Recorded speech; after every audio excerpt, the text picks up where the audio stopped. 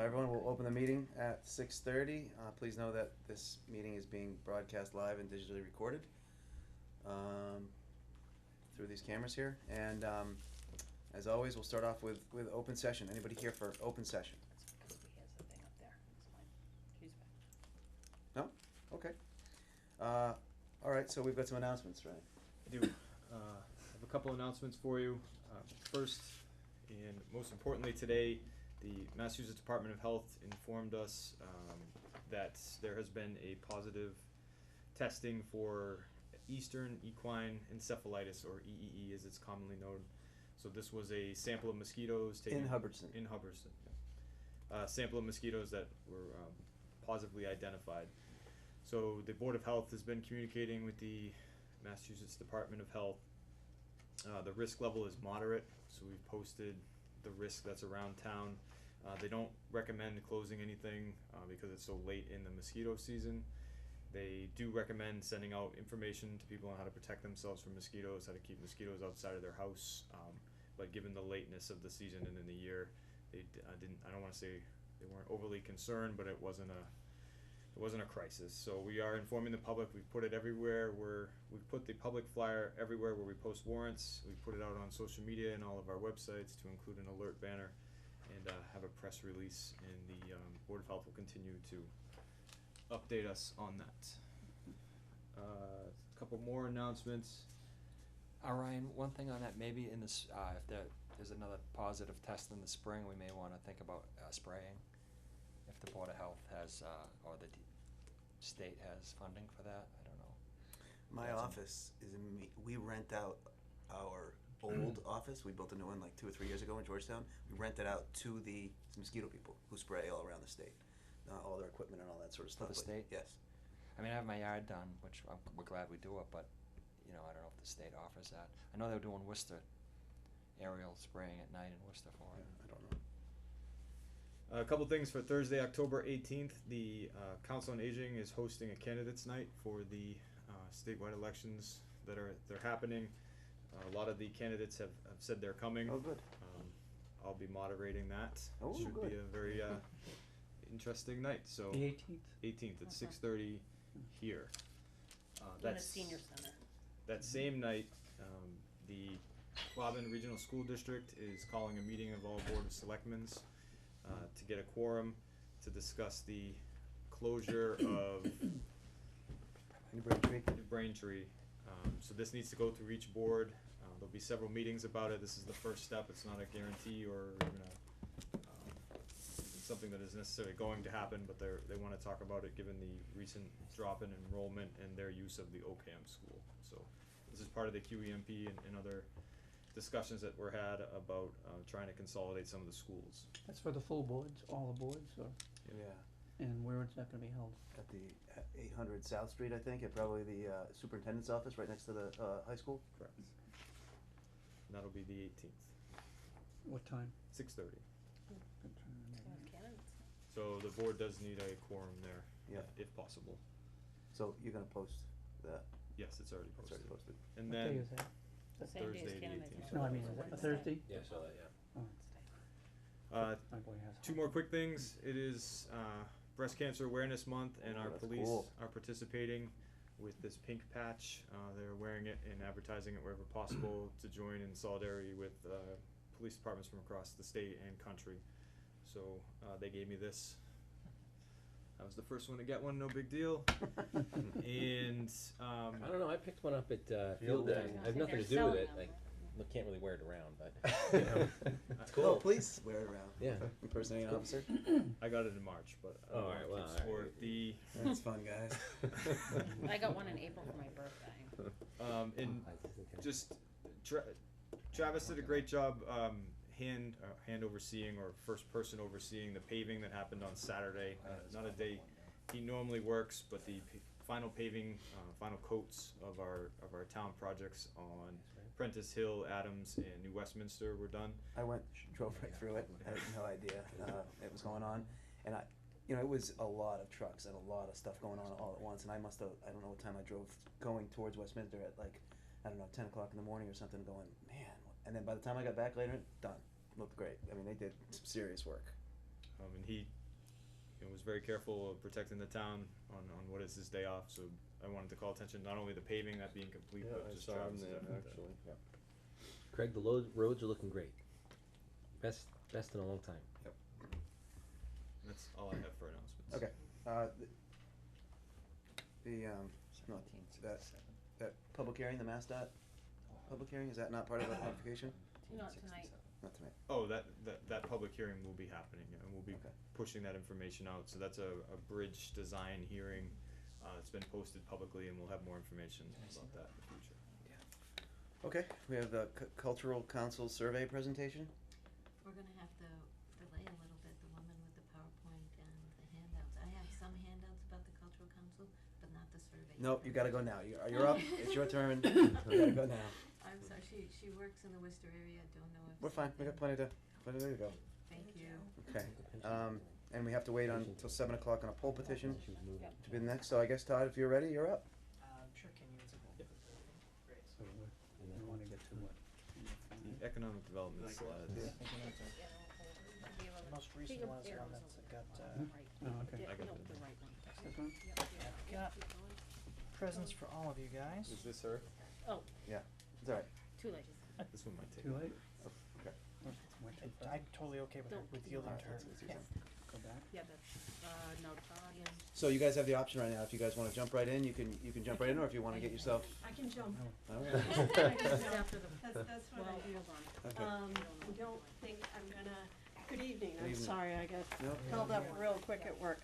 My name's Sarah Lyon, and this is Lori Engel, and this is Megan, I can't pronounce your. No, it's Brown now. Oh, it's Brown, that's Yes. much easier. My maiden name was Um, Brown. and What was it? Popinick. It's P-O-P-I-E-N-I-U-C-K. Gotcha. Oh, look at you, you're awesome. I also have paper copies for you as well. Am I supposed to, I don't do this very often, am I supposed to sit? Yeah. I'd rather Please, sit, I sure. think. So we, as, members, and I appreciate your interest in, having us here. We, as, members of the Cultural Council, the Cultural Council is requested, or actually mandated, I believe, right, Laura? Mandated by the state, by the Mass Cultural Council, to do a, survey every 3 years of the town in terms of what is the town interested in, what does the town feel is our needs for, cultural events in their town. And that's mandated to happen every 3 years. And the last time it was done was in 2015. There was a survey, it was sent. We just, it was mailed out, we just sent around the sample copy, and that was the one, it was verbatim what we sent to the town, what was sent to the town residents. And per Joyce Green, there were no responses, 0. Yeah. So we knew this time round, we wanted to try to elicit more feedback. Mm-hmm. And we don't have to share the responses with the Mass Cultural Council, we just have to let them know we did it, I believe. We update our priorities based on what the town said, try to form them around them. And then when we look at all the grant applications, we will keep what the town said in mind in determining where to focus, the dollars that we have. So it is required. So what we did was, as our group, met, we determined, I had done some surveys for schoolwork, on SurveyMonkey, and so we set up a survey on SurveyMonkey. We also, at the same time, and we came to you before, and thank you very much, we had set up a Facebook page as well. And so what we did was we took the state survey that they kind of give us an example of. We looked at that, and then as a group, we developed questions together that were more focused, what we felt was towards the community, and would also give us information in terms of what we really wanted to learn, and that would also be very quick for people to fill out, either in person, on paper, or online. because nobody wants to spend time doing a survey. So we made it, very quick. We created the survey, and when you create a survey on SurveyMonkey, if you can, of course, there, like a lot of those things, there's all kinds of options to pay them money. Our first option was to not pay them money, and what we learned was you can only have 100 responses, and then it won't give you the rest of the response information until you pay them money. It collects them, it just won't let you see them. Right, it says we have them, would you like to see them? Good business. Yeah, it's a very good business model. So anyway, at that point, we paid them an additional $35 so we could see the rest of the results. And so the first surveys that we did them manually. We actually had them available. Lori and I manned a table at the town celebration in June when it was very cold and rainy. But we basically, anybody who walked by our little setup that we had, we said, you know, we're from the Cultural Council, would you be interested in filling this out? And we actually had a really good response. People were very happy to meet with us, give us their opinions and things like that. So we had 46 surveys that were completed manually that day. I also we had a very successful event at the library, the Birds of Prey event, which is really fun if you ever want to go. It's really fun. And I had some of the attendees complete surveys there as well for us. And then the remainder of the surveys were done online.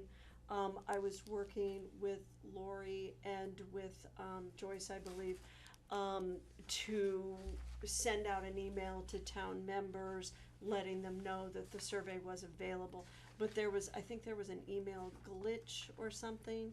So when I had originally requested it go out, Joyce was like, yeah, we had a glitch. So we kind of had a little bit of a dead space time there, and then it was made more available to town members, and then we actually did quite well at that point in time. I mean, you always want more. I mean, you get greedy and you're like, well, we got 60, what can we get to? We had really hoped for 150, but we felt that 137, and I think I had a couple other stragglers come in after it was closed. But we also felt that at this point in time as a group, reviewing the responses as a group, we weren't sure if getting more responses was going to get us different information. We really did not feel that was. What was the age range of all the, did you have? That's a great question. We actually did not ask people's age range. I was curious when I was looking at these and the responses. Right, we did not ask that as a demographic. What we're looking at here, you know, or, you know. Right, from what we got at the town celebration in June, it was definitely skewed older. And I think, though, when we were doing more online and more responses from Facebook, I would guess it would have skewed a little younger at that point in time. But we actually, it was not a demographic question that we asked. But it's a great question, and we probably should have. It may be that some of the answers that we see in here may help us lean towards what that demographic was when we see what the responses are. A couple of that I was Yeah. looking at earlier Yeah, today, yeah, I think I was saying, well, that's gotta be these the seniors here talking. We didn't get to we didn't really get to the schools with the survey. It was, You mean- after school was out, and so, didn't have the teachers, they may have independently, gone online, but we didn't have the survey out there at the time when schools were in session to catch necessarily that demographic. Right. So I would guess that the comment that says no events where the seniors get pushed down and spit on probably comes from a senior. Oh my God. That was, This- unfortunately, that was written, and I felt I had to report it. It was a comment. But generally, the comments were fairly clean and fairly safe, except there was somebody who I think they wanted Steely Dan to come to town, which was really quite funny. Anyway, so we developed the questions, and if you guys if we wanna go through the questions, we can.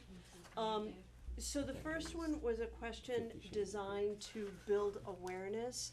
I apologize, I'm new in town, I've only lived here a couple of years, but we wanted to see if people even knew there was a cultural council, if there was such a body in town, and to build awareness that we are here, because it's to say there are programs in your town, and also for people in town who may have a program that they want to share with us, that they can, apply. And, our goal is to do as much local programming as we can.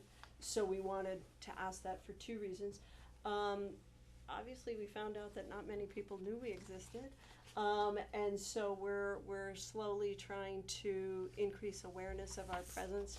I forget, we get people clicking on our Facebook page, and we're working with the woman who does the Hubbardston celebration and things like that. So we're definitely getting some traffic on our page, which is very nice. And we've tried to attend almost all of the events that we've sponsored this year, to make sure that people know that we're there, and that's why those programs are there. Funding, is it still just a lottery? It's, the funding, it's $4,500, from the state, but yeah, I believe it comes Mainly from the the lottery. lottery. I actually don't know. I think it does, but I don't know. Years ago, I served on the Gardner one, and I was just curious if that's the way it still operates. Yeah, or- we would love to have more money. It's a very small amount of money. They did, the state did get an increase this year of like $2 million, I think. I think they were looking for 4, they got 2. And what that meant to us was $300 more. Oh, boy. So now we have $4,800 to spend. 48 or 47. Yeah. I don't know. So anyway, part of this was just to see, to build awareness of our group and things like that. So you can, and if you're doing the cheap program on SurveyMonkey, your survey has to have their name on it the whole way. So anyway, this question was designed to see, what did people go to? What are they interested in Hubbardston? Clearly things at the field are big. Those are clearly big draws for people and good representation of town events. People seem to really like that.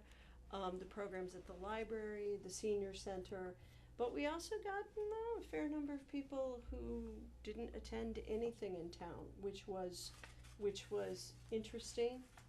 Again, this is not 137 people. This is not completely representative, but it did definitely show that the events at the field are very important. And something we're talking about doing for next year is to build attendance at a cultural event or something that we're sponsoring. We're talking about maybe doing it with another group in town, or rolling it into part of one of these events, so we can get better, you wanna get a bang for your buck. If you're spending $1,000 on a program, you want to be able to present it someplace where you're gonna get people, and as you guys know, it's hard to get people out, so we're trying to do that. So yeah, we can go to the next one, thank you. This was very interesting, programs that people would like to see. We were surprised that one of the biggest ones was the live music and concerts, which is really gonna be difficult for us, because live music and concerts costs a lot of money. You take most of your money. And I mean, for us, I think in terms of what we looked at last year, for us to do maybe one of those would solidly eat probably A third at least. yeah, a lot of our money. And if you're going to go out on a limb and say, we wanna have this event, then you really are we're using money that you really wanna be able to say, we had a lot of people come and enjoy it, but boy, it's gonna be hard to do something like that. But we Can you thought, charge admission? You can, We because on can. their grant applications, they do tell us whether they need to charge admission to the activity, whoever is applying for it. So most of I think all of the ones last year, our focus was we wanted free events. So But if you had that Steely Dan come, you definitely would need to charge admission. I think you have to charge admission. Yeah, but I mean, if you did a nominal fee, $5 a family, I mean, would that? I mean, I don't think people would balk at that. Yep. or Yeah. something. It could even be an optional one. I think it's a Yeah, worthwhile. yeah, optional, I mean, yeah. Music. Yeah, that's an interesting part to think about, particularly if you wanted to do music. I don't know. That's an think we have to aspect talk we about didn't, Or Dan had an idea, Consider. make it I think if you put a little thing out that, optional. Right, Suggested entrance fee, whatever. Most people, I would pay it. Most people, I think, would pay something. I guess there'd be a question about if we funded something, would we, like, we're gonna say, you need $2,000 of our budget to run this. We've gotta allocate the full 2,000 upfront, You don't which know. means we're limiting what the rest of it is. Right. We can't, we have no guarantee we'll get, and X dollars back, and It's how do true. we reallocate those X dollars back into the cultural council, treasury? If there were donations, wouldn't that be cover all bases? If they were given as donations, But what would we do with, where would those donations go back? maybe set up a separate account or something? There are they've talked about setting up line item things, which we haven't explored, where we can approach the town and say, we'd like to, but, ask for more funding from the town for certain events. So there are definitely ways to Mhm. put the money back in, we just Or a haven't revolving explored fund, do we that. have a revolving fund Right. for cultural council? It Believe does so. revolve, cause last year we got $4,500 allocated, Mhm. and when we went through the annual report, we found that there was like $790 extra dollars that hadn't been used in prior years, that we then went back and reallocated into, so it is a revolving. But if we have if there's, I believe there is a cultural council revolving fund, that money you would come, let's say you charged a suggested donation of $10 a family or something. Some people might put a $50 in, but that can go back into the revolving fund, whereas you can just pull from that and use it for other events. For Kinda them. like Katie does with her special With the events. special events revolving fund, as the money Except goes we in, have you the can pull state out. of Massachusetts, and we just have to make sure that we are following their regulations, it's kind of almost their account in a way. So we can definitely, Yeah, we'll definitely look into that, that's we have a interesting. very responsive, woman who, she's out this week, but, Lisa Simmons, who is very good at getting back to us with answers to questions. We were curious, can we solicit to ask people, we saw the town wanted this, can we approach people to put in an application, is that a conflict of interest or not? She said we can solicit, and tell people, we've heard from the town, they wanna see you, put in an application, so it's things like that we're feeling our way through. And we're all, I think, as you all are aware, we're all still really new to this process. We kinda came together really late in the process last year, and we did not have any experienced members when we all signed on, so some of it has been, I think we do it this way. It wasn't a transition, it was, Here you start go. running, yeah. That's kind of how you learn, though, too. Meaning, like, Oh, yeah. like doing an event like we're talking about here. Yeah, you failed. Yes. What we learned. Right. Yes, exactly. This is what we need to do next time, sort of. Right, thing, so. yeah, And so the it, feedback that we're getting now Yeah. is really yeah, nice. it's really helpful, and it's been really interesting to see what people want and things like that. Now, and of course, this is saying, in this question, it's saying what people say they would come to, but, if you offer something, will anybody come? You never know. It's always hard to plan. Did like, movie night come up?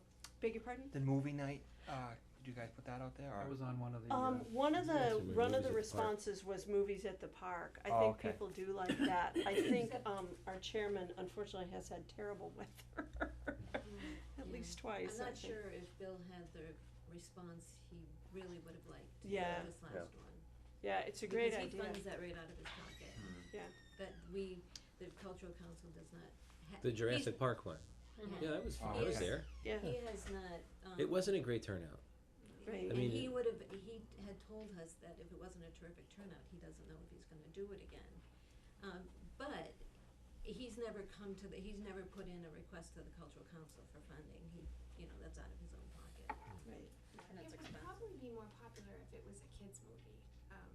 I see that a lot of, families go. I mean, not Yeah. that Jurassic Park and, Back to the Future are not, family movies, but like Mona and stuff like that, I see a lot of. Moana. Moana. Right. I don't have it. I've seen it 5,000 Yeah, times. so it's like, those are movies that kids will just watch and watch and watch and watch. Yeah, and you can narrate. That No, might but you're be right. You're right. I mean, I know. I was at the Jurassic Park movie, and I thought it was great. Right, I mean, it's from years ago, but It's it was our history. movie, and it was Right. funny because about halfway through the movie, all the adults were still sitting there watching, and the kids were off running around with glow Right. sticks and all that kind of Yeah. stuff. So Right. right. Yeah, so it's definitely, I mean, we got definite ideas, to help us, with our priorities and things like that, but we definitely got ideas. Okay. Whether people will come, that's a different answer. Okay. Do we wanna mention what happened with one of our events? Did it have to do with rocks? No. Yeah, I know. Was that the edible plants one? Yes, it was. Well, that wasn't very well publicized, and yeah, Well, there we were. did there was a press release in the Gardner News Oh, and in yeah. the Berry News. We did have it on the cable news thing. We really need to step up our, it was on we need to step up our visibility and our marketing, we know that. But 4 people attended. And 2 of them were us. The reporter from the Chance was one. Sarah, myself.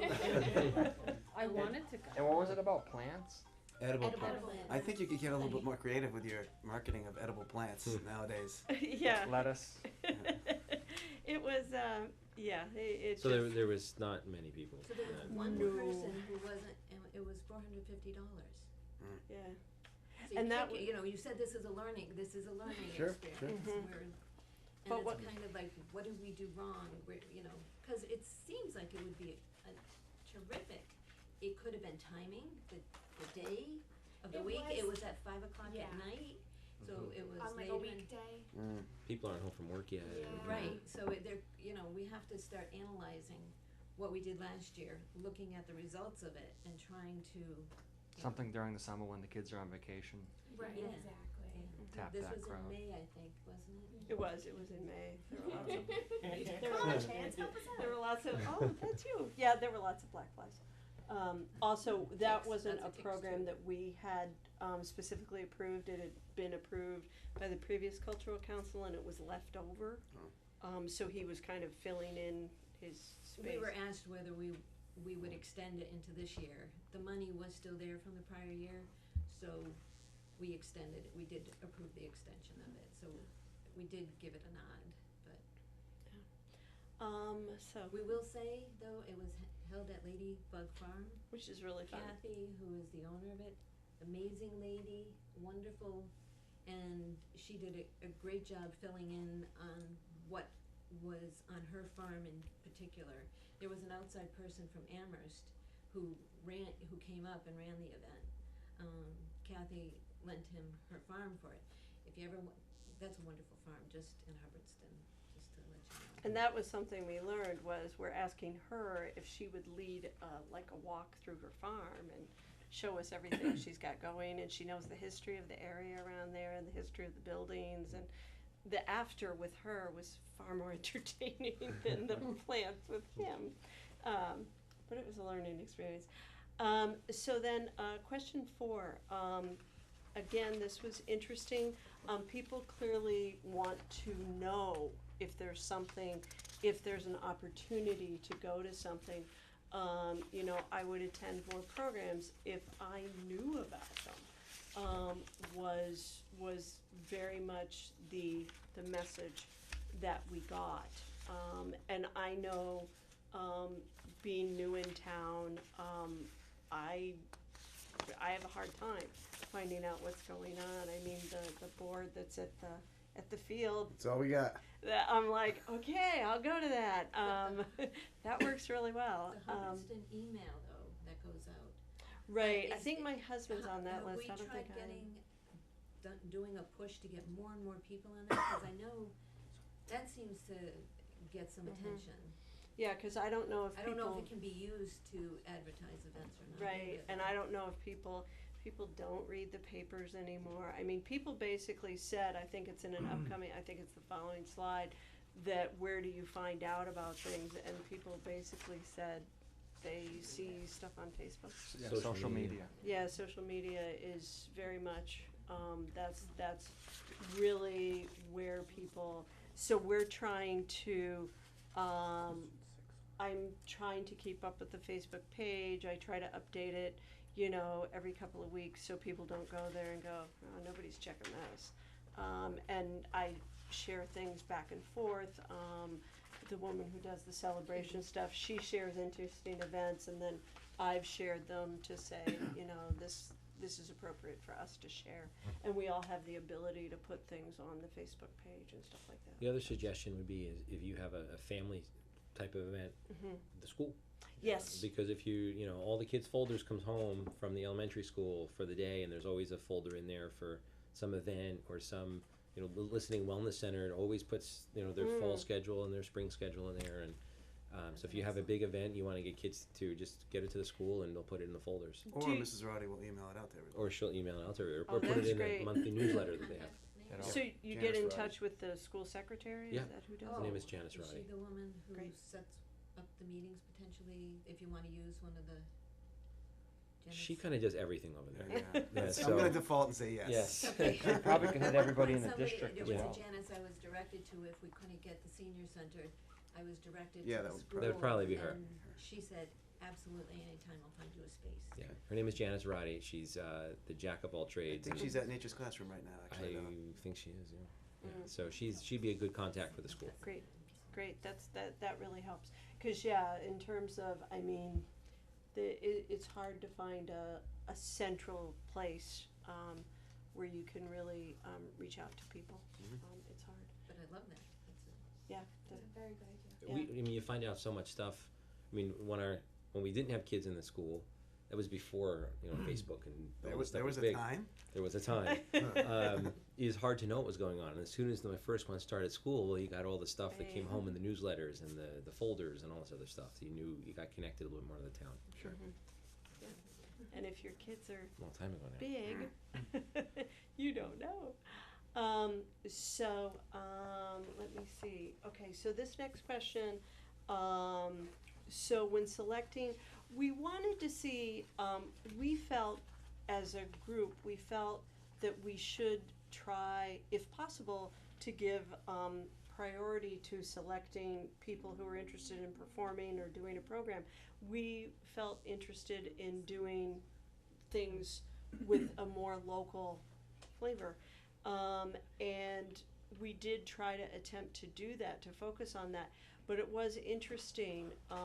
The response we got back was, meh.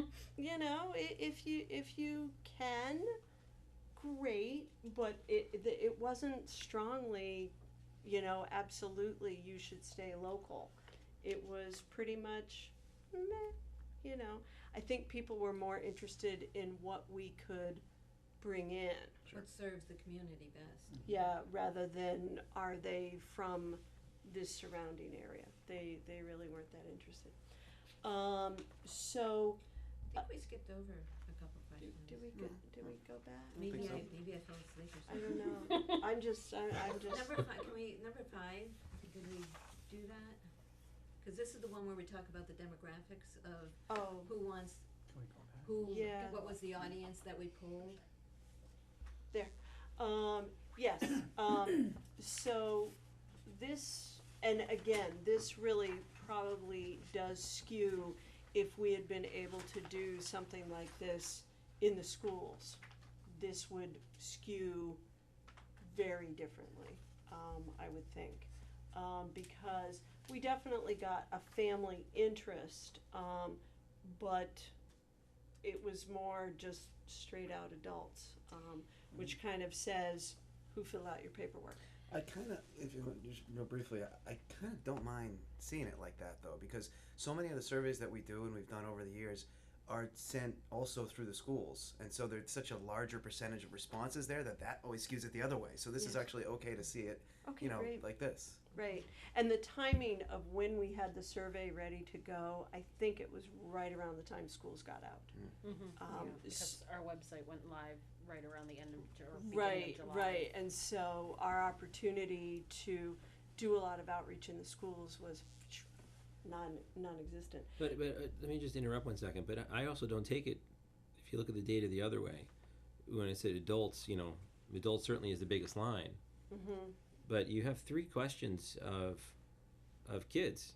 Yes. Families 2 to 6, families 7 to 11, and teenage. And if you add up the percentage of the families, it's Yeah. actually larger than the percentage of the adults. So Yeah. I think looking at it, the bar graph stands out, but when you add the other ones up, the data would show that also the families are a huge chunk of what they want, and it's just the spread of who has what age kids at home. Good point.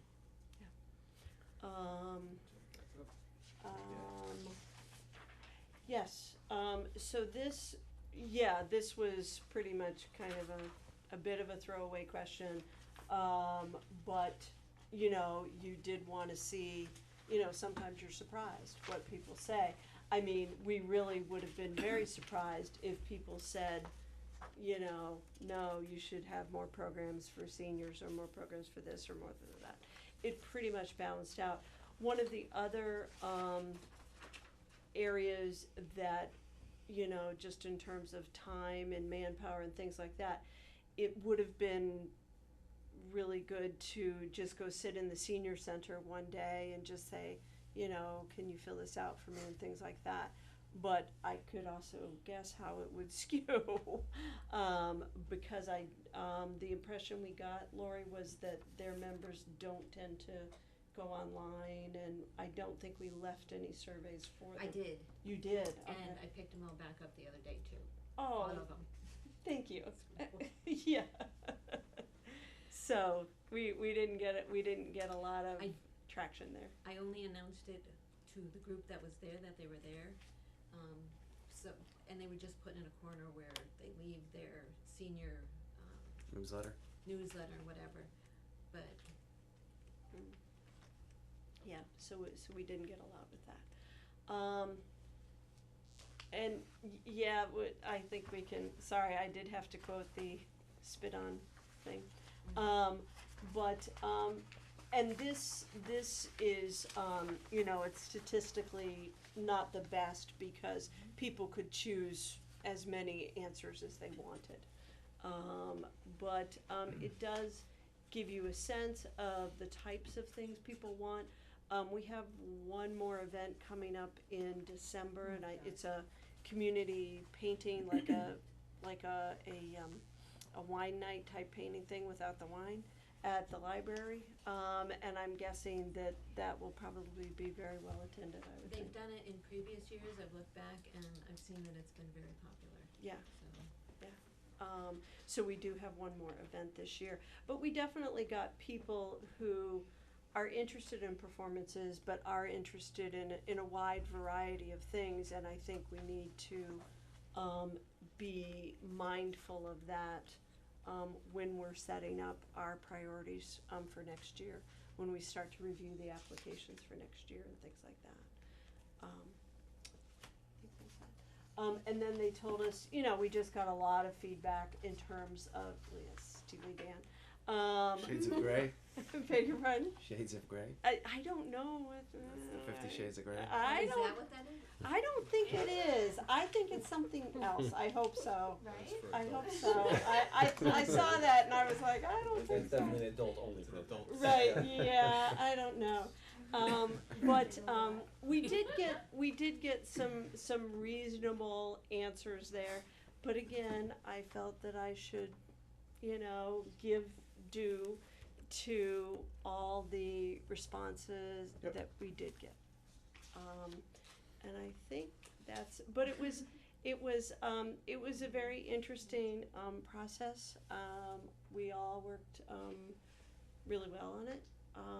And the only thing is I haven't had anybody say we want to use your survey, but we worked really hard to develop these questions and tailor them to our community. And keep it succinct so that it, Yeah, it took Sarah people said in like, the beginning that it wasn't like this 50 question thing that people. I think it highlights though something that we have a problem in the town, and that is getting the word out. Yeah. I'm Yes, looking at, visibility. I'm looking at question 6 again, and then it's telling that the, TV, local cable, is practically that was non-existent. interesting, wasn't it? Yeah. When I saw that this afternoon, I was saying, I wonder how many watch our little show here A and lot so of people forth. don't have So charter getting though, you know. 2, okay. It's a pretty popular show. Can I ask you a question about this? I don't have cable. Does this get, I'm sorry. Yeah, I I'm think YouTube. we're on TV right now. YouTube. Right, YouTube, okay. They didn't know if there was another spot, like. And we share that on Facebook now too as Mhm. well, every week after it's played. Right now, it's only the planning board and select board. So. Pretty much the next day, most of the time. Usually, Yeah. yeah, it's Wow. fairly It's just, quick. there's right on our homepage. It's right linked off meeting videos. the website too. You Oh, can go okay. to and watch Just the. to the point, this has been, I think this is a problem that we need to hopefully, I agree. come up with, be more creative with how we try to get the word out, because we've Advertising, experienced it ourselves marketing here, are you always know. difficult. But no matter I don't know what how else industry to. I you're don't. in. I agree, but I don't know how else to do it. I mean, Yeah.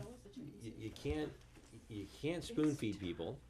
But I mean, we have a website, we have Facebook, we have a Twitter account. Yeah. You know, there's email blasts that you can sign up in town and get an email to your things. I'm not sure how else. We're working on it. I mean, you've Yeah. taken this as one of your Yeah. major charges, you guys, right? Is, Mhm. Yeah.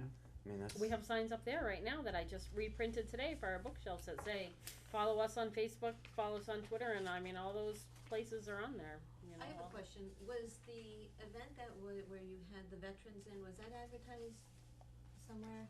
I watched it on the local cable access. When, Where they had 3 veterans come in and talk about their experiences recently in World War II, maybe? The one they were playing on Memorial Day. Maybe, I don't. that was not a recent That was- video, That wasn't actually. recent. No, but it does Okay. keep playing. I think that came from Gary Kangas, I believe, and Oh, I'm not historical. sure. Probably. Yeah, but historical, and he gave that video to show. But if you know Tom Collier in town, he's on that video, and I didn't know it was him until his name showed up at the bottom. An event like that, just listening to the history that these gentlemen, that was amazing to me. I thought that was phenomenal.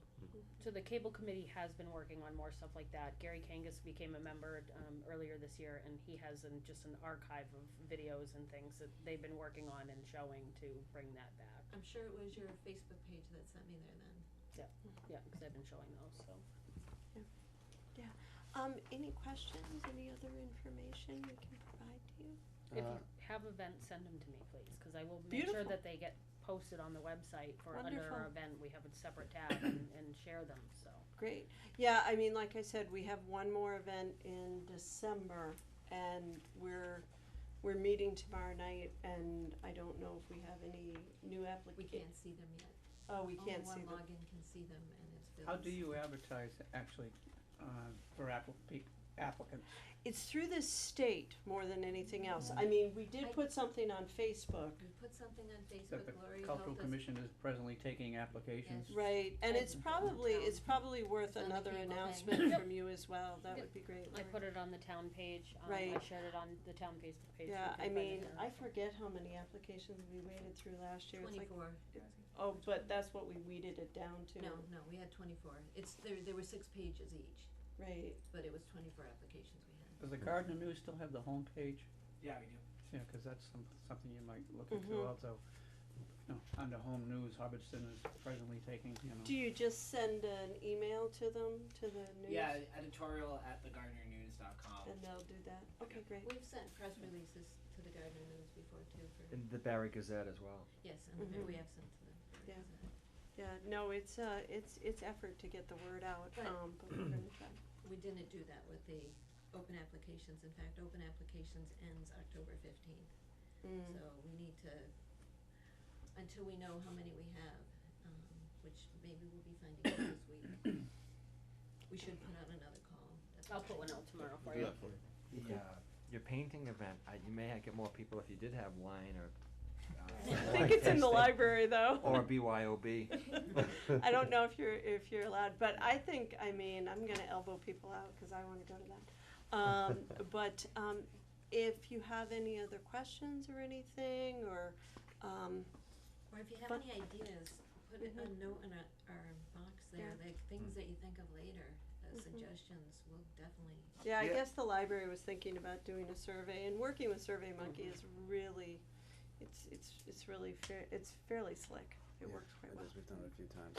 Yeah. Well, you know, and I think this is helpful for you guys to come up in front of us like this, right? Look at all the stuff we've just talked about here, and we're all sort of Yeah, it's brainstorming, great. right? Exactly. But it's clear you guys care about what you're doing, so we very much appreciate that. And you know, good luck failing a few more times along the way.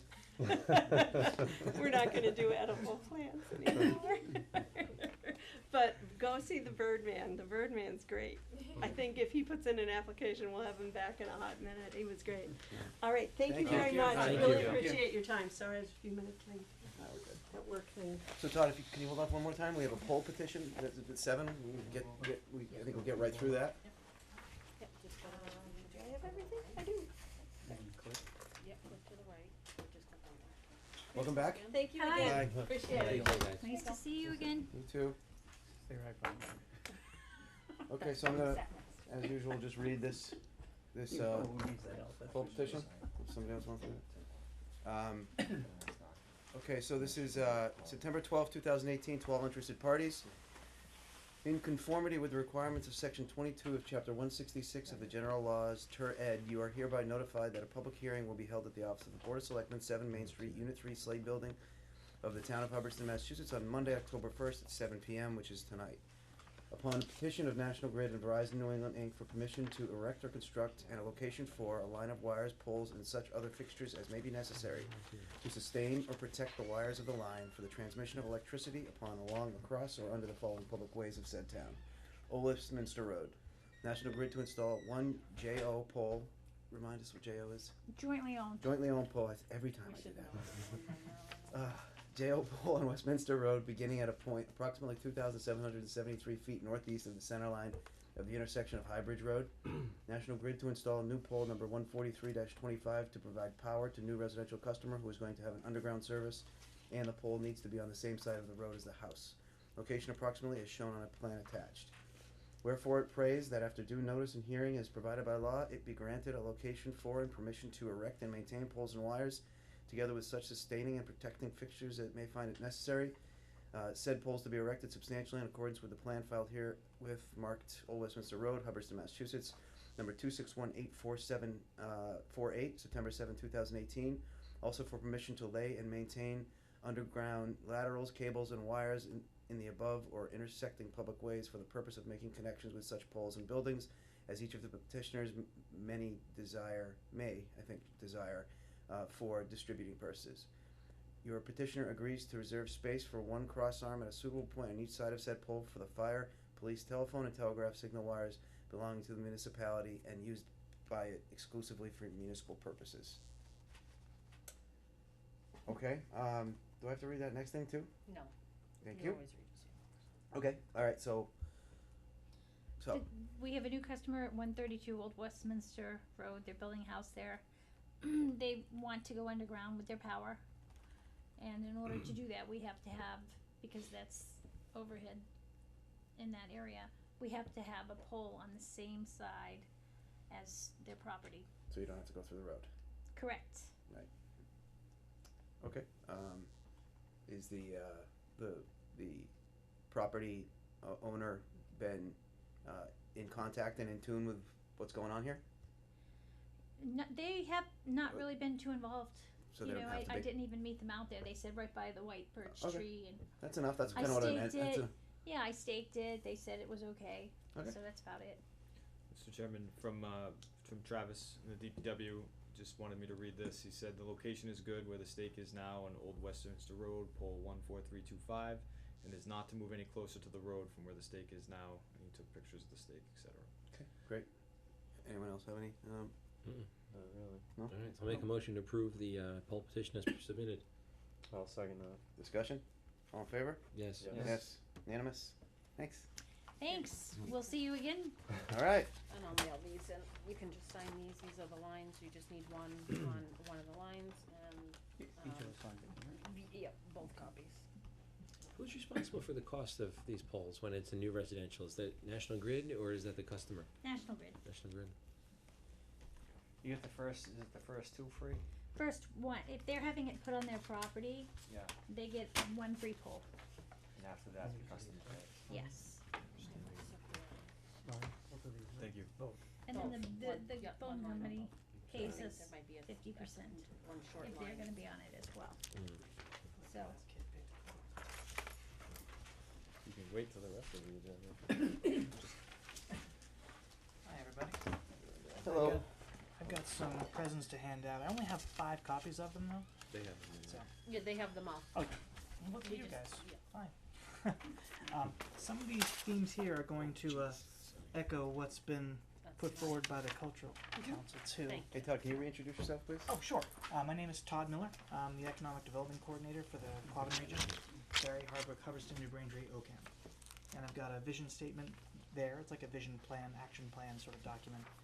Broad strokes, kind of an over the top look at what we want to see happen and where we have avenues to improve. Okay. Just Todd, 1 second. So Todd and I went in front of the planning board and asked them for their view of economic development to sort of inform this plan. I also gave them and I've given this board what I believe should be done by our new economic development coordinator hired to our grant in our 5-town region. And Todd's here today to present sort of his vision and action plan as pulled from documents and existing plans, also from his experience and background, and then to get feedback from the board. So this is just an introductory, set a tone, put me on the right path type of meeting. Okay. Exactly. I'm going to try to get. There's only 5 slides, so this will go, pretty quick. Whatever it takes. I'm going to try to get this done in 10 minutes.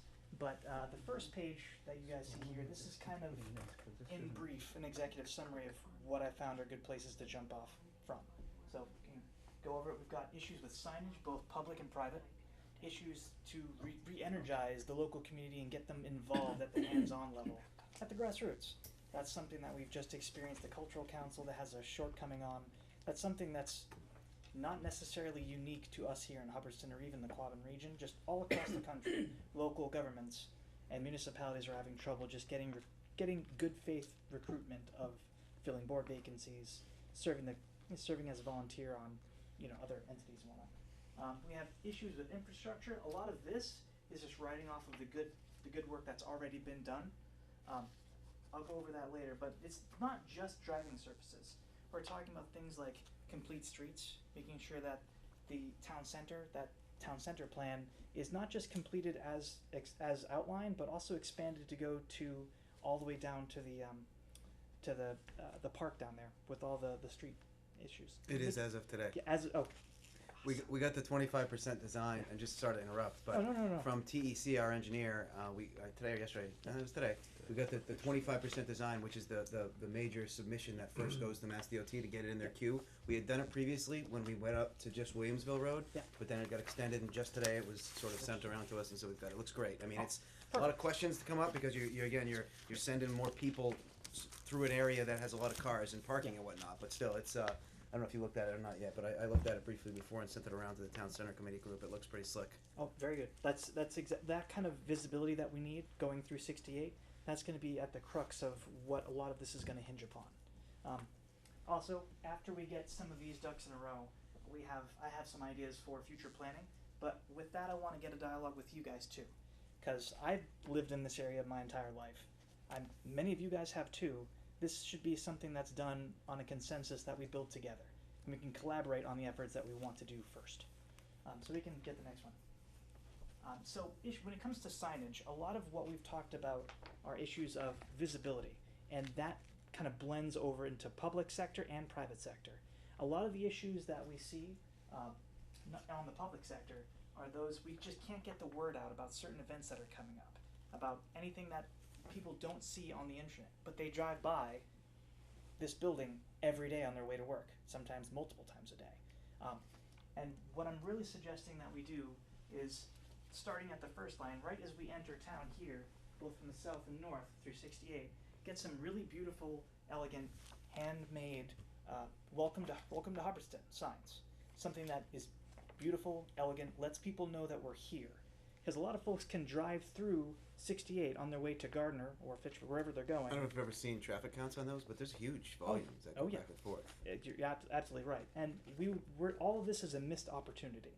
And the opportunity cost of not constructing any welcome to Hubbardston, letting folks know that we're here, that's something that we can't really ignore. And that's something that we can do tomorrow, presumably. That's something we can do very quick, very reasonably affordably. And if we put a lot of local work into it, maybe having the signs built locally, maybe if we can find folks from Pathfinder that would be willing to lend their carpentry skills to constructing these sorts of things, that is going to get people interested at the grassroots level. They can say, oh, so-and-so, my son went to school with Joe Bob, who helped work on this Welcome to Hubbardston sign. It'll be there in perpetuity. That's something that'll get people invested at the local level. But that's just the start. On top of that, we do need an additional electronic signage system for Town Hall and the town systems here. That's something down the road, if we do end up getting a new Town Hall, we can just take that with us. I already got some quotes. It goes between 20 and 27,000, which sounds like a lot, but when you think about what this particular sign can do, we've seen how much it helps down there. We need something here that we can then advertise all of the services, the cultural council events, all of that can be done from that. And it's kind of silly that we don't have one already. That's a huge opportunity cost that we've just been taking the hit on for no good reason. In addition, we need to, getting back to that, it's going to be helpful for all the offline messaging systems. So for folks and demographics that don't go online all that much, usually if they trend older, or they might even trend much younger if their parents won't let them on the internet all that much, we can have events advertised passively through that. It will be going on all the time, on a cyclical loop. So we don't have to, have a lot of man hours going involved in this. It happens passively, and that's something that's really exciting. Like I said, these can be done immediately, and the thing that I want to get this started on first, or among the first, is that it's going to supplement every effort that comes back after this. So if we're going to be working on, say, announcing that capital improvement plan just got extended, we can let people know through this. We can encourage people to join and fill all these vacant seats on our boards and commissions. We can do that just through that on its own, and it'll run continuously, and it's pretty inexpensive. 20 to 27K, it's not nothing, but for what we get out of it, that mileage is well worth it. 7 days a week, 365 days a exactly. year, and like 7,000 cars a day. Exactly. The head count and the tire count that goes through 68, it's silly that we haven't done one already, in my humble opinion. And now spinning it to the private sector, we don't have an adequate signage law. I know it's not exactly the most exciting thing. You don't go into local government to get excited about sign bylaws, but it's important in the sense that every single business that's on 68 and around Hubbardston, it's kind of like the Wild West in the sense that there's no cohesive design restriction or anything. There's no regulation about what sign they can put up, really. We do have, I mean, you're supposed to talk, we do have a bylaw. Yeah, but it's kind of antiquated. It's a mess. And I didn't want to speak ill of it, but it's confusing at best and kind of ineffective at worst. I mean, it gets to the psychology of what signs really are and what they do and what's their purpose. You can think right now, if you close your eyes and think about what's a sign on the Mass Pike look like, you can draw one in your head pretty easily. They all say different things, they advertise different roads and junctions, but you look at something and you know that's a sign for an off-ramp. We need to have some similar kind of common rules that are expanded upon the one we have that will be able to more effectively serve the companies that are on 68 and on the offshoots. So the Country Hen put up a sign. Yep. But wanted to do more. Yeah. But I remember sending to Bob Burgard our bylaw, looking at it again, going, man. Yeah. And he sort of had to live with what he had to live with, and he wanted a big welcome to Hubbardston sign. Yep. The Country Hen on there too, but it was supposed to be that. Exactly, and those are things that we can easily hear in this office and all the different boards. We can fix that on our own end. We don't have to go anywhere else. We can look to the people that work and serve in this building and in this office to fix, and there's no good reason not to do it. Especially when on the private sector, you get all these local businesses that each try to be an individual, but since every single business tries to be an individual, they just turn into a faceless mob. Think like when you're walking down a street or at a sporting event, there are tens of thousands of different people that you see. If you go to the Big E, you'll see every person there as a unique face, but they all kind of become faceless in their uniqueness, if that makes sense. The same effect happens with signs. And I know it's kind of boring and it's not the most attractive element of creating a neighborhood aesthetic, but it's something that needs to be there. And there's no, like I said, there's no good reason not to fix it, because we can do that here in-house. Next one. All right, so kind of pivoting a little bit. This speaks to what was talked about here earlier with the Cultural Council, getting folks re-energized and just garnering more grassroots support and reinvesting into their community with their time. It's hard to get people to invest with money, yeah, but it's much harder and much more difficult to get people to invest their time, which is increasingly at a premium. So with that sign and other efforts like it, we can try to garner more support for filling vacant seats. I know we had one AgCom seat just filled recently with Jane God, which Maybe. is great. That's later, but maybe. Yeah, it's later. But either way, that's something that we can check off the list. But there still are several really important vacancies that need to be filled.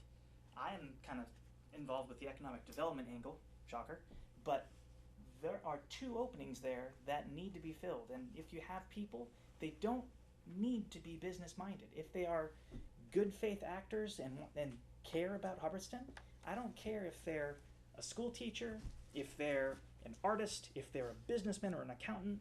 Regardless, we need different disparate voices on the Economic Development Committee, because community development is economic development and they are one and the same. In addition, we also need 2 ex officio officers too. But we have 1 opening on FinCom and 2 on the ZBA, which will become increasingly important as the next wave of development hits us. So, you guys can look over this on your own time, because it's 14 pages. I'm not going to go over everything. But if you have any questions, feel free to interrupt. That's fine too. I can take the next one. So as far as infrastructure, we need to kind of pat ourselves on the back in the sense that our infrastructure is largely in very good shape. Our driving surfaces are very good.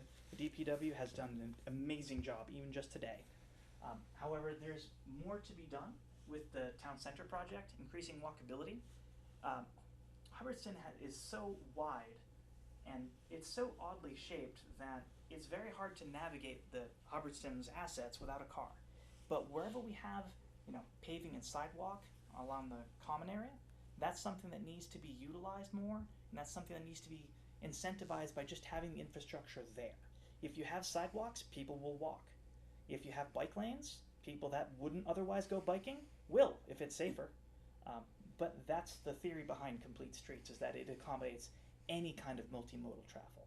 Doesn't matter if you're a new mom pushing a stroller, or if you're a new kid on a skateboard.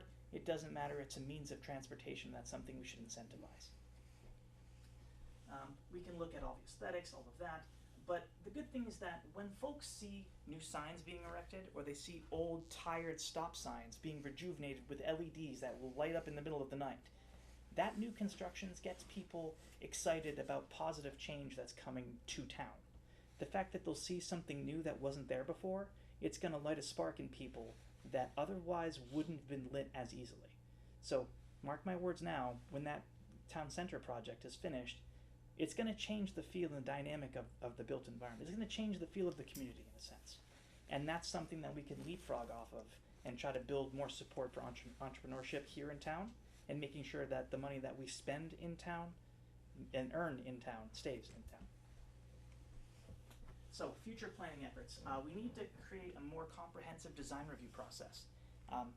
I've already outlined, in this file, I've already outlined why we need to get that infrastructure, if you pardon the pun, done now. If we get a more formalized design review process now, all the development that'll be coming in the future can just adhere to those rules, rather than just make them up or wing them as they go along. We need to come up with a fair set of framework rules that all future development will have to abide by. And with design review, that's the most important mechanism of keeping the feel of Hubbardston, having us be that sylvan, quaint New England town. That will go away if we let that design review process just go out the window, and the developers are the ones making the decisions about how every unit in town looks. So if you want to hold on to that neighborhood feel, you have to do it through the vehicle of design review, and that process needs to be more formalized. After that, we can look at zoning reform. On the map that's on there, if you look at the zoning map of Hubbardston, there's only a few few localized areas where anything is zoned commercial. Almost exclusively, it's all R80 mostly. But there's one note here in the south that's already zoned commercial. It's still kind of in a sad state of affairs for any commercial efforts, but it's already existingly zoned as commercial. That's something that could be leveraged, and we could try to use that as a business development DCR node. land now. What's that? I think that's DCR land Yeah, it's DCR. Part of it is. Yeah, part of it is. Yeah, I don't think all of it is. No, but the a other, good portion of it is. one of them's for sale, I think. Yeah, but it's the sort. We need to find what existing commercial zone commercial zone parcels we have and leverage those, because it's very difficult to rezone properties. And if we're looking at doing something in the near term, the next 3 to 5 to maybe 7 years, we need to use what we have existing, emphasize the secondary use part of the R80 designation, and go from there. We don't have the infrastructure, water and sewer, to attract any big box developments. That is a good thing, because that sort of big box development would really tear at the fabric of what makes Hubbardston, despite whatever potential offerings they could give us in terms of tax levy. But as I said, all of this entire process is collaborative, and to a larger extent, it's consensus built too. So I am here to serve you guys, the planning board, and the community at large. This is my home too, but I need input from all of you. So if you have ideas, call me whenever you like. If you have a lightning bolt moment after you finish dinner, you can call me. That's fine. I'm in this to help. So by the end of this year, I want something substantial so that you guys can work on, and that we can all collaboratively look at the end of my year and be like, that wasn't going to be possible if we didn't work together. So it's really key to me. If you have any questions, feel free to ask them now. If not, you can just digest this on your own time. It's very exciting reading, but a lot of it's common sense, but I'm always available if you need to reach me. Okay? Very good. Thank you. Great, Anytime. thanks a lot, Todd. The document he created is first draft. We'll be sending that to you tomorrow. Okay. Just wanted to give the highlights here. Yeah, no, thank you.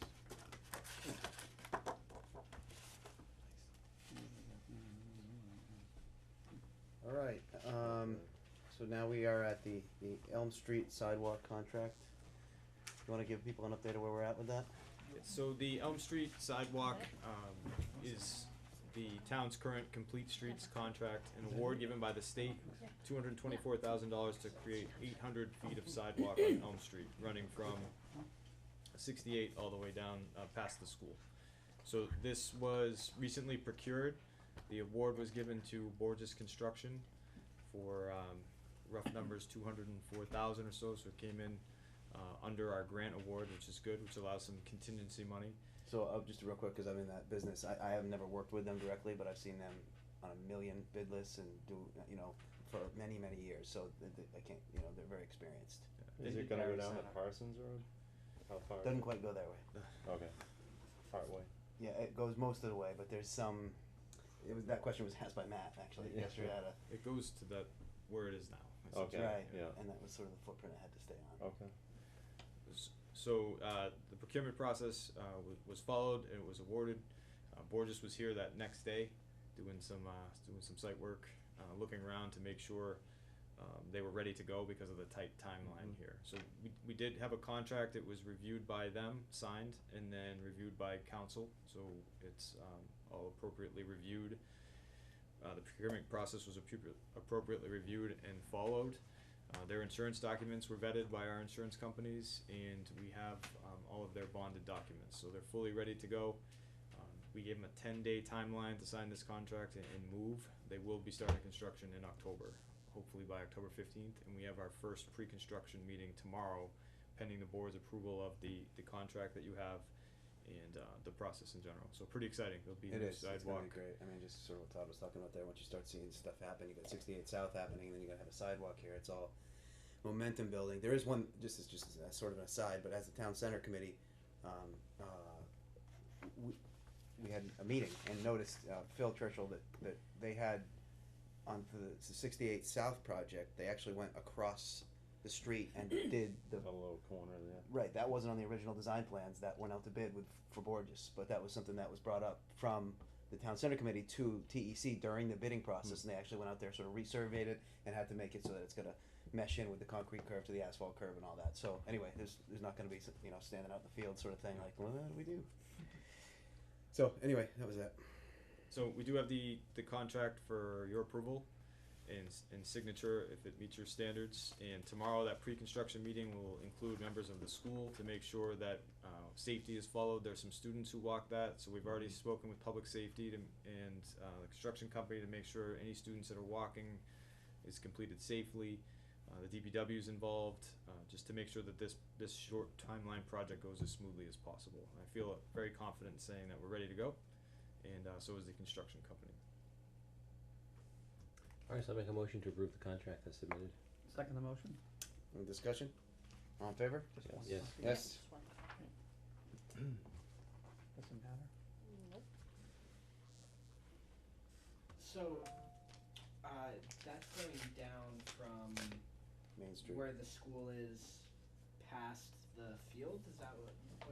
No, it's going from the corner of Main Street, where the old Wheeler store is, the hub of the hub. Yep. It's gonna go down this road here behind Elm Street, past the school, and down Elm Street a ways. And so in front of the parking lot of the school, Gotcha. and down a ways past that. Where's the stop at Barry Cutoff? It stops at where it currently stops. I don't know. 800 feet down. Oh, 800 feet down. I'm a little gun shy there because everyone asked me, and then people who've been here a long time correct it. So it goes 800 feet to where it is now. Well, you're safe with that. You can trust that. And the residents there had expressed some concerns. I've been very upfront with the construction company, and TEC has been to make sure that everything that's there is protected, and the residents are very excited about it, but also I believe they feel comfortable that their concerns have been heard. So pretty good project overall. TEC was very helpful. Oh, and as an additional update, we did sign them on as construction oversight for this process, which is pretty standard. They have been contracted for that as well. An amendment to their existing contract. With a large chunk of that covered under the grant monies that were awarded.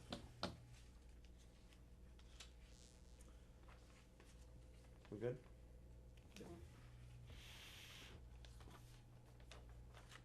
Oh, I would like to Jamie, no? Okay. Sorry about that. Alright, what's up? Oh, I just wanted to, how many feet down? 800. Okay, gotcha, that's what I had, just wanted to be sure. Yeah. Alright, thanks. Okay, so we've got, you wanna give us a open meeting law complaint update? Yeah, so the open meeting law complaint that was filed in May, we discussed it at our last meeting. Just wanted a quick update that all of our board members here have completed the training as required by the AG's office, and a notice was sent to the AG within the required timeline, and demonstrating that we did follow that procedure. So that concludes, for now, that open meeting law complaint. Okay, you can all sleep better at night. Thrilling video, isn't it?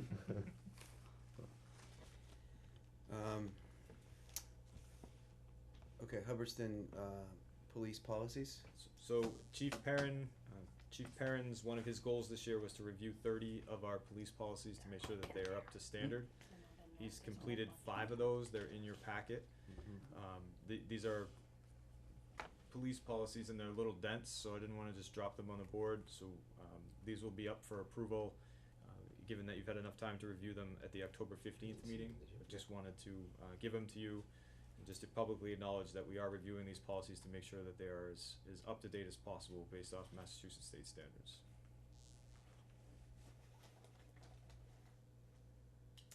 Okay, now we've got the fiscal year 20 budget calendar and goals. Yes, everyone will be excited to know we are already starting the budget process. So I have it in your packets in here. This is required by charter that by October 1st, which is today, this calendar is approved. So this is a planning calendar. It allows us to follow a subscribed timeline to make sure that we're meeting all the requirements that are involved in the budget. It's standard, it's been done every year. So right now, we are on the October 1st line, approving the calendar itself. And then at our next meeting, we'll be looking to establish some very, very broad and introductory goals for the budget process, i.e. controlling growth or investigating positions both gained and lost. Just different priorities from the board for us to start the budget process and start to focus on presenting you a budget that matches what you want. Are they invited and coming to the October 15th meeting? We will invite them, and they are meeting on their own to discuss their own goals. So just some highlights. We'll have good revenue numbers by just after Thanksgiving. I already have the 5-year financial forecast. We're just making it digestible and fine-tuning it, but that'll be in December. In January, the 5-year capital plan will be meshed with the financial forecast, and then my first draft budget will be to you by February 4th, which meets one of your goals of making sure this process is started sooner with more time to digest the budget and more time between that and town meeting. Okay, great. So if this is acceptable, just some keynotes at the end. Our town meeting will be on June 4th. If this is acceptable, looking for a vote to approve this calendar and I'll make start a the budget motion process. to approve the 2020 budget planning calendar. Second it. Discussion? All in favor? Yes. Yes. Yes.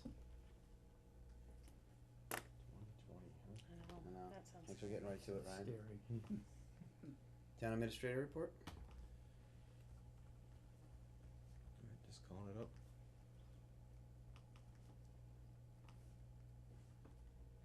Some follow-up items. I'm trying to start my reports, making sure that I'm following up on the items that we've talked about or that have been updated. So the library roof project, as compiled by Nault Architects, who is the architect overseeing the project. The current plan involves them beginning procurement this winter with expected construction services to begin in the late spring. So just wanted to demonstrate that we are following up on this important project. Here's the timeline as sent from the architect.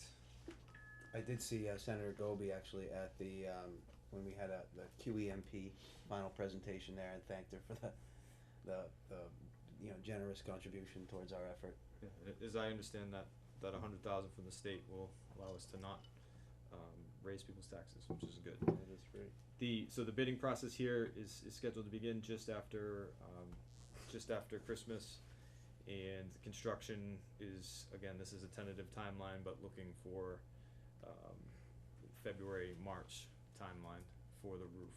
So it will not happen before next year or next construction services, but we are following through on the bidding process. With construction for the fall. Yes, and the library board of trustees has been all over it. They're very excited and engaged, and they're taking the lead. Some more good news. Quabbin Regional School District, as expected, lowered their assessment. This is Chapter 71. So Chapter 71 is money given by the state to cover regional transportation. Given that we are a regional District 5 town, it costs us money to bus our students. Chapter 71 was supposed to be funded fully for regional schools. This year it hit 80%, and people were excited about that. So the money is not quite where it should be, but at least it got to 80. That reduces our assessment by $23,400 from what our education number was before. So that is good news. And then I met with the planning board. The planning board met last Wednesday and continued discussions about the master plan. Just wanted to update the board. I've been very involved in supporting them in this effort, trying to identify grant monies and different opportunities for them to finish this document. So we have an ambitious agenda. It'll be coming before you again, but we are following through on the master plan. It was identified as one of the goals to make sure that we're moving forward with this. Trying to get a couple chapters done this year using grant money. For procurement, we still have one open bid. It was amended for a couple extra weeks for a source capture emergency vehicle exhaust fume removal system, which is the worst name ever. This is the mitigation system we talked about in town meeting and approved to remove the hazardous materials from our fire departments to keep our public safety officials safe. So we will have more on that, hopefully awarding that next month and starting construction before the winter. Chief Hayes recently hired Taylor Wilkinson. You'll see that name coming up soon under wage authorizations. Is a full-time paramedic which allows our fire department to go from 6 a.m. to 10 p.m. Used to be 6 p.m. Monday through Saturday. So the main benefit there is better services, full-time services to our residents during those extra 4 hours. That is also high volume time, which is just increasing our capability to not only assist people but capture revenue. As requested, this is a meeting with the Quabbin Regional School District. The board asked me to investigate ways to increase communication with the board, with the school committee and the school district. I've already met with the new superintendent. We had a very productive meeting about increasing communications, and of that, agreed to meet on October 15th. They're gonna come here with members of the school committee to talk about all things schools. One thing the superintendent did ask is for an agenda, just main items, so that she could come prepared. And she just didn't want to be blindsided, and I understand that.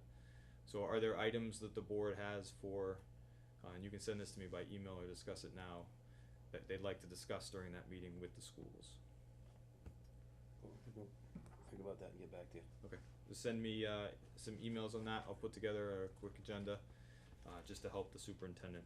She's meeting in 5 towns and digesting all kinds of information. It's a bust. I would really like to be at that meeting, but I have an important work meeting that night, so I can't make that.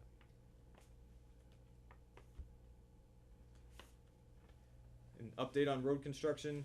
The final paving coats began last week, as this says, and are now finished on New Westminster, Adams, and Prentice Hill.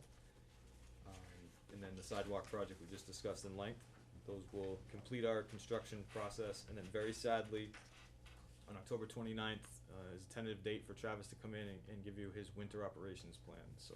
Hey, how's Travis? You know, obviously a lot of us have seen the 68 result because we've been up and down the road a million times, and just recently on this weekend with New Westminster Road, but I haven't driven up the other streets or seen it all. Does Travis think the quality of work was good? He does. I don't like to speak for him, but he was in today, and he was on site. He pointed out some deficiencies. They corrected them immediately. I believe he feels pretty good about the quality of work, and we've been getting, you know, there's onesies and twosies issues that have been addressed. The company, PJ Keating, has been very good about addressing aprons and some of those issues. Some of that stuff happens, fixing some of the drainage, but it's been going well and it's been pretty responsive. It looks great. You got a big piece of Lombard done, the apron. You're welcome.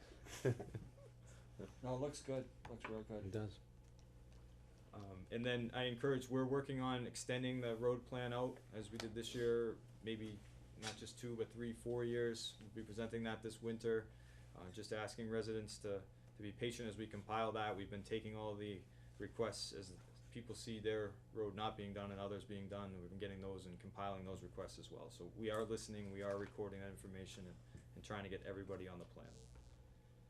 Just to update the board, I submitted a community compact grant for our IT services. I put together basically a Hubbardston modernization plan that includes capital. Some of our computers are 5 to 7 years old, plus building permit software, assessing software, and DPW software, all stuff that we really need. How much can you get? Do you know? They said I was pretty ambitious, so that's a good sign. From what I hear, normally it's pared down and you're supposed to ask for more, so I did. Okay. I don't know. That's a fancy way of saying I don't know. Oh, I got it. Oh. Very excited to announce that we filled the planning board assistant process. Lori was excellent. We've had to advertise a couple times and it paid off. We had a couple quality candidates. It was a really tough decision, but we hired Christina Sutcliffe, who lives here in town. She possesses a wealth of experience, and she started today filling out paperwork. And Patty's going to be working with her. We set up a 2-week training program for her, so she hits the ground running and feels like she's part of the team. And that'll really assist us with the planning board and allowing that building department to have Patty to focus on that and try and increase our efficiencies in building as we talk about the next step once Rich is done. And then employee recognition. So Sandy completed our treasurer collector completed education requirements for the MACT treasurer certification. She already has a collector certification, so she passed this test recently. It's a really difficult test. It's 30 classes over 3 years plus demonstrated experience in stuff that I would never be able to do. It's so technical. Just wanted to recognize her for passing that test. We now have a certified treasurer and collector working for our community, which is always a positive thing. That's great. And then some topics coming up. Sandy and I, it's been delayed a little bit, but we're putting together for your next meeting a presentation on our tax collection efforts and some information there. And I have just the presentation to do on the my entry plan, my findings, and what's going to drive me for the next couple of years. And then also our Q1 financial report closed today, so we're expecting that by the end of the month to update you on where we are financially. Have you gotten into that? Anything of note yet? On the finances, revenues where we expected. The expenses are put in a lot of controls and people are buying into the program, so that's good. No surprises is a good way to say it. Okay, next couple are you, the direct dispatch hours? Yep, It's all that you, was Fran. something I handled. So Mart switched their policies of the way that they bill, and they have indirect hours versus direct hours. With dispatchers, you can only bill a certain percent. It's 1/3 of the driver's hours. So Sharon's limited on what she can and cannot do. Also, the way that we have it, and I checked with other towns, is we seek reimbursement for workers' compensation, even though it's a non-benefited position. If something were to happen, they would still be covered under workers' comp. We also have the Medicare wages. So I did check with Mark because it was just the way it was. So I wanted to make sure that we were doing everything correctly. I worked with the insurance to see what we're actually paying to charge them, but it made us go over that threshold. So in order to not do that, I asked for some of her hours to be billed under the indirect costs, and that way we could bill for the expense items that we have. So Okay. that was just approving 10 hours a month, so that's about half of what she does. So It doesn't require a vote, right? no. So, information. Okay. Appointments, Jane, we're gonna hold off on her. I was told by Kathy Hansgate that she was going to be coming onto it. I believe she still is. I just have not received her letter, her application, so I can't really present that without it. Okay. Without you seeing it. So I was hoping to have it in time for this. That's why I put it on there. I'd rather have it on and not need it than need it and not have it there. Okay, and then we've got some wage authorizations. Mhm. Christina Sutcliffe, Planning Administrative Assistant, Taylor Wilkinson, full-time firefighter paramedic, and Alfonso, part-time MART driver, retro to 9/24/2018. So Al fills in occasionally, our two primary drivers, and we did try and create some parity in those jobs, so we're just increasing that wage to match fellow drivers. And that has no effect really on the town per se because it's through MART. Okay. We do all three at once, or is it just? She's a new hire. Taylor Wilkinson is actually a change in position. Right. And then Al is a retro, so I would probably do them separately. I would move to accept the wage authorization form on Christina Sutcliffe as presented. I'll second that. Discussion? All in favor? Yes. Yes. Move to accept the wage authorization form on, where is it? I don't have it, on Taylor Wilkinson. Taylor, I know her, Taylor Wilkinson, as presented, And I'll second that. yeah. Click on the middle and then hit arrow down. Jeez. Click on it and then arrow down. Yeah, There you there go. we go. Now one more. And, gotta click it again, though, right? Yeah, one down. Yeah, I think I Okay, would. and No, yeah, there you go. move to accept the wage authorization form on Albert Alfonso as presented. I'll second that. Discussion? All in favor? Yes. Yes. Yes. Yes.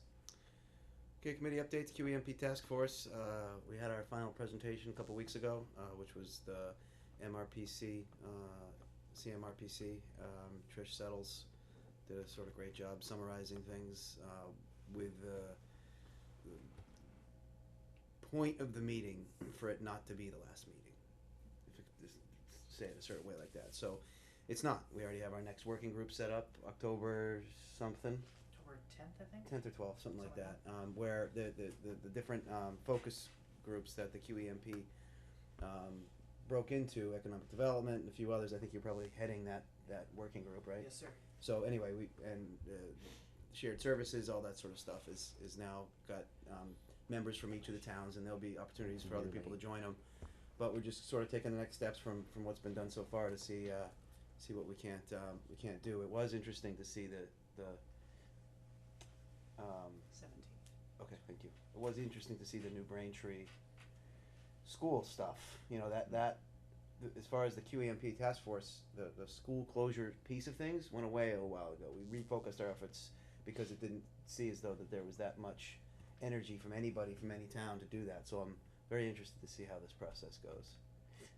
Is New Braintree, I mean, have you heard through the grapevine, is this something that's gonna be a big fight, or is this, cause I've heard things like New Braintree was okay closing, and then they weren't okay closing, and this is kind of the rumors over the last couple of years, but. And I don't know, and I sat on the task force thing for the last 3.5 years with one of their select board members who was always adamantly against it. So I don't know what changed. I was very surprised when this sort of came out. And Right, is this an exercise in futility on their part, or?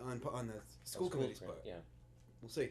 I think a lot of the kids were already going to OCAM already, a certain age group. Yeah, they've been shifting over the years based on combining kindergartens and things like that. Yeah. But then there was also the asbestos issue at OCAM where that was closed, and I don't know. And everybody went to New Braintree. Correct. And so I don't. It's all. I'm very interested to go and sort of hear what's going on because I don't think it's that far of a ride. No. You know. Still, I mean, right with that, I don't. You guys know where New Braintree? They've got that other like function hall that's right across from the school. That's their town right there. Yeah. So I don't know. I'm interested to hear. I'm sure there's going to be a community involvement on it. It was interesting, I heard some, well, not cynical, but not quite necessarily unfounded, folks from the OCAM New Braintree area who I was talking to, and they said that the asbestos removal at OCAM took an awfully long time, and they thought that they said a year ago it was a precursor to showing that, oh yeah, the towns will do function just fine in one school. It's so wrong. It's so wrong. I mean, they had so much discussion, just because I know they were doing it with Mass DEP to do whether or not how much they had to remove, if they could only do some areas, if the whole thing had to come. So it was not delayed because of any of those It's reasons. interesting. It is interesting though. All right, so that's the task force. The town center committee, as I alluded to before, just fresh off the press, got our not long awaited, but interested to see sort of the 25% design of the extended project up to the far end, so the northern end of the rec field. That was sort of a question too. What side is the sidewalk going on? It's on the rec field GFA side. Yeah, so. on the GFA side. It's all sort of connected, and it's got additional crosswalks. And again, the town center committee and others haven't really had a chance to vet it yet and sort of chime in like we did for the first phase of the work. But we'll see. I mean, it's a great step. So we're going to be having a meeting soon, town center committee, either this October, in a few weeks when we have our normally third Thursday of the month scheduled meeting, because we've been sort of organizing the lighting ceremony annually too. So it's kind of a time for us, now that we have this new plan, to look at that. The sidewalk job will be sort of happening at that time, so we can probably talk about that, and then as well as some of the holiday planning stuff too. So that'll be our next meeting agenda. Yeah, I got a question, it Yeah. actually comes from Matt, I was talking to him. He was just curious with that, when the project begins and so forth, and then, digging up, will wiring be put in? I remember we discussed that a couple of years ago, but I couldn't remember. Yeah, If so it you was talking about on going to Main go. Street? Yeah, even though we're not gonna be having, street lights We are. put We- in. we are. but So it the came up- wiring will be put in. Well, the wiring won't, the conduit. So an empty conduit will be put in there, but Mhm. that actually came up today when one of the town center committee members, after I sent this revised, has said, hey, we're gonna make sure that those empty conduits are extending all the way up to the field too, and I sent it along to our engineer. And what the engineer actually said, right here, as a matter of fact, he responded back to me, hi Dan, our intent was to add the lighting conduit at the 75% design level, so they added a little bit later on. This was breaking news though. We are also confirming with Mass DOT if this may be a participating item. Initial conversations with Mass DOT indicate that it may be eligible for funding within the project. We thought we were paying for it no matter what because it's an aesthetic, but this information they may be able to add to it, so we may not have to pay anything, from a capital standpoint. So we'll see. Just sort of process is ongoing. But yeah, that's important. Yeah. Mhm. Fingers crossed. Yeah, I know. So that's it. That's town center. Do we have some minutes here? Just wanted to update the board on that. So I've been worried, as I should, about the North project to make sure that nothing is holding up 68. So I've been in pretty extensive conversations with Malone and McBroom to make sure that those designs aren't complicated or are finished, because we were in a finished part. So they are evaluating that as well, and I'll continue to update the board to make sure that nothing holds up 68 North. I don't anticipate anything will, but I just wanted to make sure that this project change was being communicated between the two engineering firms. So they should see this revised design submittal as well from Malone and McBroom, because, you know, their design originally brought it all the way down to Williamsville, so this changes that. So we've been talking about that. Yep. And they weren't originally aware of it, so we've been communicating and trying to get the two to talk so that hopefully, you know, dream scenario, you know, 20 and 21 get done with these two projects. But just want to let the board know that we are tracking that. I'll have an update on making sure that we're ready for next year for that TIP project. Nice, okay. Alright, so minutes, anyone have them in front of them, who was there? I was Yeah, not there for the 20th or 4th. I'll make a motion to approve the minutes of August 20th, 2018. Second the motion? Any discussion? All in favor? Yes. Yes. Abstain. I'll make a motion to approve the executive session minutes of August 20th, Second 2018. Second the motion? Discussion? Jeff? Yes. Yes. Pat? Dan? Mike? Abstain. Yes. Jimmy? Okay, I'll make a motion to approve the minutes of September 4th, 2018. Second the motion? discussion? All in favor?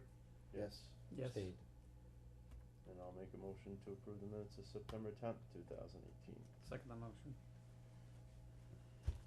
Discussion? All in favor? Yes. Yes. Yes. How's that work? I'm just interested, cause you arrived at 7. So do you? How does it work? Do you, just cause you were present, you can still? I think that's what I said there. Okay. So matters not reasonably anticipated by the chair. I don't have any. Public and press question and answer. No, I have one for matters not reasonably anticipated by the chair. Sure. Do we have any resolution at all with planning board issues? As far as legal, a legal opinion regarding seating of Francois as associate member, and also, I don't know if anybody watched the last video of the Yeah. planning board, that the chair of the planning board refused to take up the body's willingness to reorganize. You can't do that, and not if the committee requests it. Well, if you watch the video, the chairman said that it's illegal. You can't do that. You have to. Do it at an election or after an election. But my reading of the law is that it's required after an election. But at any other time, if the body wants to vote out the chair and put a new chair in, it's certainly legal to do that. So I haven't had any formal requests from the planning board to do anything, so I haven't. I did watch the meeting and I'm fully up to date on what happened. And I've also been speaking with our town clerk and reviewing the laws myself. It is my understanding that organizations are done in good faith, so you can, I don't know why you would, but you can refuse to reorganize or not take up that vote. Chairmans also have the ability to essentially not recognize motions that are made. These are all non-codified, they're not in state law, it's just most boards don't face this, so it is a pretty unique situation. I know the planning board said they wanted a legal opinion. It is my opinion that that's a waste of money, that this is a planning board issue that they should be able to solve. They should be able to decide who their chairman is and who they're recognizing. They've also never told the selectmen formally that they didn't accept the nomination of the associate member. And so I've seen in meetings that they've had that they don't recognize, or the chair doesn't recognize the associate member, but they've never asked that it be reconsidered or anything. Why? No, I don't mean why they didn't ask for, but I mean, it's a volunteer. Well, it was asked at the Trying to last help meeting. out. There was discussion at the last meeting about it, and it was brought up. Mhm. And again, the chair refused to recognize or even take a vote on it. And then the chair also refused to take a vote on reorganization of the board. Again, quoting some state law that doesn't exist. So It's ridiculous. I think we need to, I mean, I had the planning board member reach out to me, so I don't know if you want him to more formally come to the board or how we need to handle that. Because I think it's gonna be in limbo until there's actually a legal opinion to show the chairman that there is no legal precedent. There's no law, as he's saying, that he doesn't have to. If the board votes to do anything, the board votes to do anything. That's my reading of the interpretation of the law. There's a majority on the board to remove the chair from the chairmanship. I mean, what law says that they can't do that?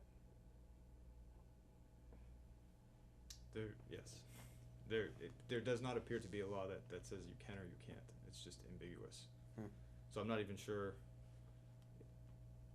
I just don't think that it was anticipated that this would be an issue. That boards should be able to decide themselves. What it is. How long could you not acknowledge something? I don't know. I don't know what my recourse would be. I've served on boards before. Maybe just keep asking, I guess. But they was watching it. There was a call to reorganize, and it just wasn't acknowledged. Well, and again, planning board members have requested the chairman to put these on the agenda, and the chairman refuses to put them on the agenda, on the official agenda, even to discuss. So that's why they've been bringing them up during activities not anticipated by chair. Well, I mean, that just doesn't make sense. Bill won't get any work done if the chair continues to refuse to do anything that they ask. I mean, he's the chairman, yes, but he's also just a member of the planning board too, But when he- it comes he to sets motions and votes. Right, I mean, he sets the agenda though, The chairman does set the agenda. and that's, right, so. But there's no law that says the chairman controls the agenda. The chairman sets the agenda, but the agenda, by Robert's rules, which is what governs it, the agenda has to basically be approved by the board. And there's two ways to go about it. One is there's just approval because we didn't say anything about it, but some boards and Robert's rules actually suggest that the first motion of any meeting is to approve the agenda. That the board votes to approve the agenda the chairman put forward. So there's no law that says that the chairman is in charge of the agenda. It's just the chairman needs consent from the board. Compiles it. Right, compiles it, and the Yeah. chairman needs consent from the board to present the agenda. But even if somebody said, I make a motion to, not approve the agenda, or I make a motion to add an item to the agenda, the chair still may not recognize that request for a motion.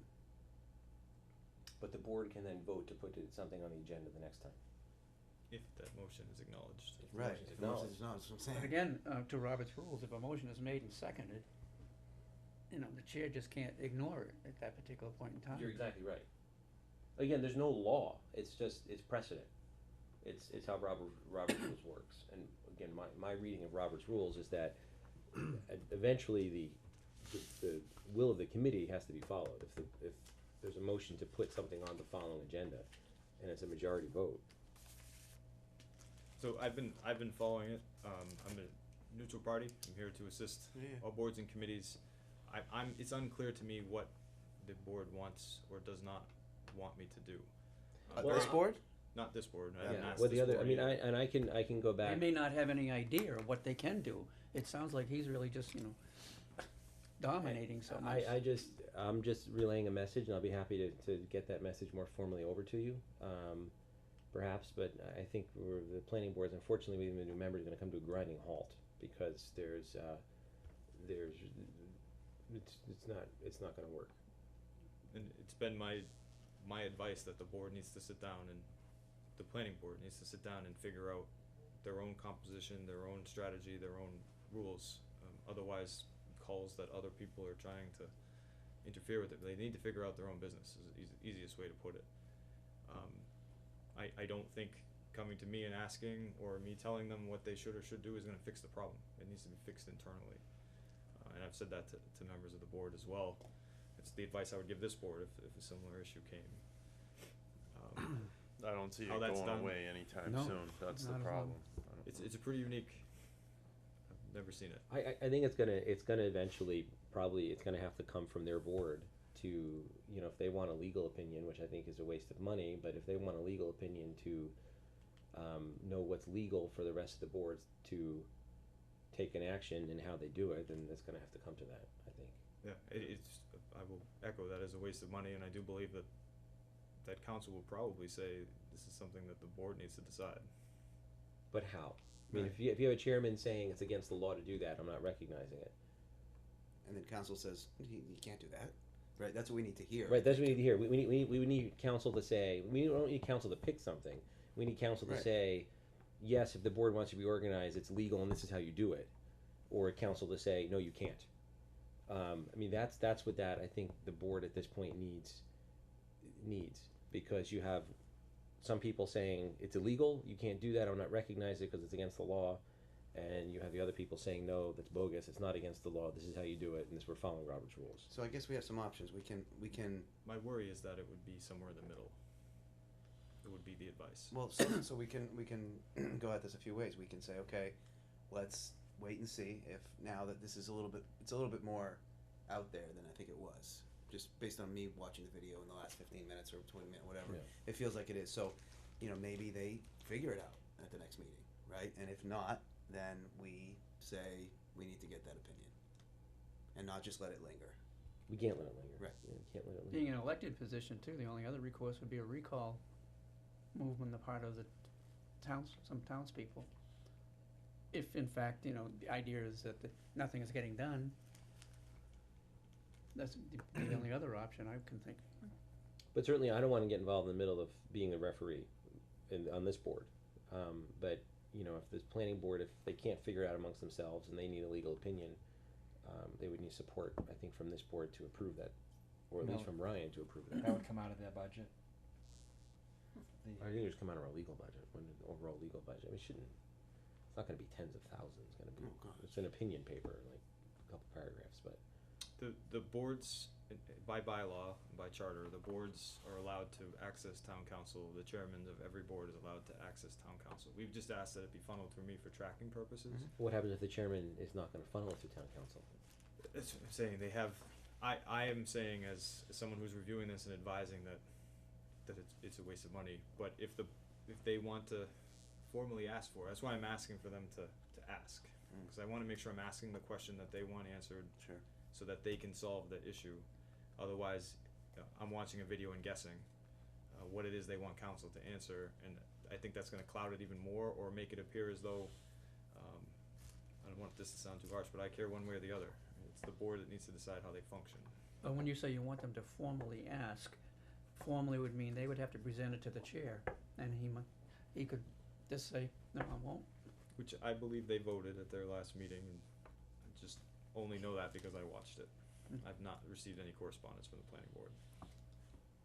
Alright. And when we did the last vacancy, they asked that they be allowed to inform the board formally, so I'm following their precedent, and that the planning board likes to inform me or the board through written correspondence. I'll follow up. Okay. You said no, Todd, right? Public press question and answer. You're good. Anybody have any old business? I have really old business. Go ahead. So this was given to me by a patient of mine recently who was moving and found this in their attic or basement or something. This is an original program from the 200th anniversary celebration, which is around. We've seen that, but what's interesting in here is there's tickets. They did an old house tour on Wednesday, June 14th, 1967, from 1 to 5. You were young. Yeah, I'm just I wasn't even born. But there's a program about the history of the different houses they went into, and it's all typed, and there's a ticket that you wear when you went into the house tour. So I said that I was bring this to town and make sure that our historical commission gets this program and the house tour booklet, and we will put it somewhere safe. Back in the hyperbaric chamber it's been in for the last however many years. It's in great shape. It's kinda neat. Sealed case. Nothing to do with that. We could display it here in cases if you'd like to, on our bookshelves.